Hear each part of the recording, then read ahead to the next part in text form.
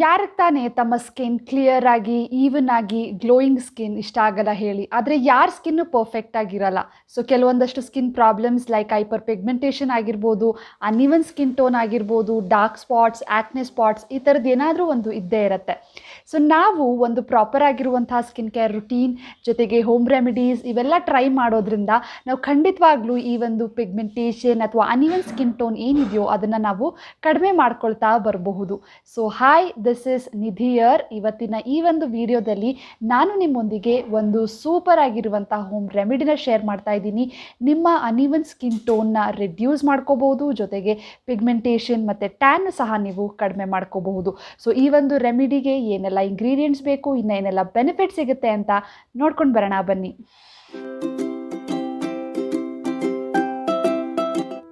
ಈ ಒಂದು face pack ಮಾಡಲಿಕ್ಕೆ ಮೊದಲನೇದಾಗಿ ನಾನು 1 ಟೇಬಲ್ ಸ್ಪೂನಷ್ಟು ಕಡಲೆ ಹಸಿಟ್ಟನ್ನ ತೊಗೊಳ್ತಾ ಇದ್ದೀನಿ. ನಂತರ ಇದಕ್ಕೆ ನಾನು 1 ಟೇಬಲ್ ಸ್ಪೂನಷ್ಟು ಗೋಧಿ ಹಿಟ್ಟನ್ನು ತೊಗೊಳ್ತಾ ಇದ್ದೀನಿ, ಗೋಧಿ ಹಸಿಟ್ಟನ್ನ ತೊಗೊಳ್ತಾ ಇದ್ದೀನಿ. ನಂತರ ಇದಕ್ಕೆ 1 ಟೇಬಲ್ ಸ್ಪೂನಷ್ಟು ಕಿತ್ತಳೆ ಸಿಪ್ಪೆಯ ಪುಡಿ ಅಂದರೆ ಆರೆಂಜ್ ಪೀಲ್ ಪೌಡರ್ನ ಇದಕ್ಕೆ ಸೇರಿಸ್ಕೊಳ್ತಾ ಇದ್ದೀನಿ. ನಂತರ ಚಿಟಿಕೆಯಷ್ಟು ಅರಿಶಿನ. ನಂತರ ನಾನೆಲ್ಲ 1 ಟೇಬಲ್ ಸ್ಪೂನ್ ತೊಗೊಳೋದ್ರಿಂದ ಹಾಲನ್ನ ನಾನು 3 ಟೇಬಲ್ ಸ್ಪೂನಷ್ಟು ತೊಗೊಳ್ತಾ ಇದ್ದೀನಿ, ನಾನು ತೊಗೊಂಡಿರುವಂತಹ ಮೆಷರ್ಮೆಂಟ್ಗೆ. ಸೊ ಇದಿಷ್ಟನ್ನು ನೀಟಾಗಿ ಮಿಕ್ಸ್ ಮಾಡಿ, ಯಾವುದೇ ರೀತಿಯ ಲಂಪ್ಸ್ ಬರಬಾರ್ದು, ಒಂದು ಸ್ಮೂತ್ ಫೈನ್ ಪೇಸ್ಟ್ ಬರೋವರೆಗೆ ನೀಟಾಗಿ ಮಿಕ್ಸ್ ಮಾಡಿ. ನೀಟಾಗಿ ಫೇಸ್ನ ವಾಶ್ ಮಾಡಿ ನಂತರ ಈ ಒಂದು ಫೇಸ್ ಪ್ಯಾಕ್ನ ಇಡೀ ಫೇಸ್ಗೆ ಅಪ್ಲೈ ಮಾಡಿ, ನೆಕ್ಗೆ ಅಪ್ಲೈ ಮಾಡಿ, ಜೊತೆಗೆ ಇದನ್ನು ಕೈ ಕಾಲ್ಗೂ ಸಹ ನೀವು ಅಪ್ಲೈ ಮಾಡಿ ಬಿಡ್ಬೋದು 10 to 15 ಮಿನಿಟ್ಸ್ ತನಕ.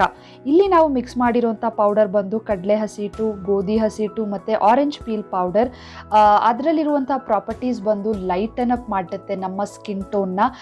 ಲೈಕ್ ಫೇಸಲ್ಲಿರುವಂಥ ಹೈಪರ್ ಪಿಗ್ಮೆಂಟೇಷನ್ ಆಗಿರಲಿ ಅಥವಾ ಟ್ಯಾನ್ ಆಗಿರಲಿ, ಡಾರ್ಕ್ ಸ್ಪಾಟ್ಸ್, ಆಕ್ನೆ ಸ್ಪಾಟ್ಸ್ ಏನೇ ಇದ್ರೂ ಸಹ ಅದನ್ನು ರಿಡ್ಯೂಸ್ ಮಾಡಲಿಕ್ಕೆ ಹೆಲ್ಪ್ ಮಾಡುತ್ತೆ. ಸ್ಕಿನ್ನ ಈವನ್ ಔಟ್ ಮಾಡಿ ನಮಗೆ ಒಂದು ಗ್ಲೋಯಿಂಗ್ ಸ್ಕಿನ್ ಕೊಡಲಿಕ್ಕೆ ನಮಗೆ ಹೆಲ್ಪ್ ಮಾಡುತ್ತೆ. ಜೊತೆಗೆ ಇದಕ್ಕೆ ನಾವು ಚಿಟಿಕೆ ಅರಿಶಿನ ಮತ್ತು ಹಾಲು ಎಲ್ಲ ಹಾಕಿರೋದ್ರಿಂದ ಹಾಲಲ್ಲಿ ನಮಗೆ ಲೈಟ್ನಿಂಗ್ ಏಜೆಂಟ್ ಇದೆ ಮತ್ತು ಪೋರ್ಸ್ನ ಡೀಪಾಗಿ ಕ್ಲೆನ್ಸ್ ಮಾಡಲಿಕ್ಕೆ ಹೆಲ್ಪ್ ಮಾಡುತ್ತೆ. ಇನ್ನು ಟರ್ಮರಿಕಲ್ಲೂ ಅಷ್ಟೇ ನಮಗೆ ಆ್ಯಂಟಿ ಬ್ಯಾಕ್ಟೀರಿಯಲ್, ಆ್ಯಂಟಿ ಇನ್ಫ್ಲಮೇಟರಿ ಪ್ರಾಪರ್ಟೀಸ್ ಇರೋದ್ರಿಂದ ಆ್ಯಕ್ನೆಗೆ ತುಂಬ ಒಳ್ಳೆಯದು. ಇನ್ಫ್ಯಾಕ್ಟ್ ನಮಗೆ ಕಾಂಪ್ಲೆಕ್ಷನ್ನ ಲೈಟನ್ ಅಪ್ ಮಾಡಲಿಕ್ಕೆ ಹೆಲ್ಪ್ ಮಾಡುತ್ತೆ. ಸೊ ಒಟ್ಟಾರೆ ಒಂದು ಒಳ್ಳೆಯ ಪ್ಯಾಕ್ ಅಂತ ಹೇಳ್ಬೋದು. ಸೊ ಈ ಒಂದು ಪ್ಯಾಕ್ನ 15 ಮಿನಿಟ್ಸ್ ಬಿಟ್ಟ ಮೇಲೆ ಒಂದು ಸ್ವಲ್ಪ ಡ್ರೈ ಆಗುತ್ತೆ.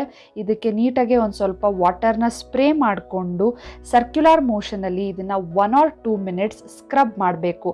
ಸೊ ಈ ರೀತಿ ಸ್ಕ್ರಬ್ ಮಾಡೋದು ತುಂಬ ಇಂಪಾರ್ಟೆಂಟ್ ಆಗುತ್ತೆ.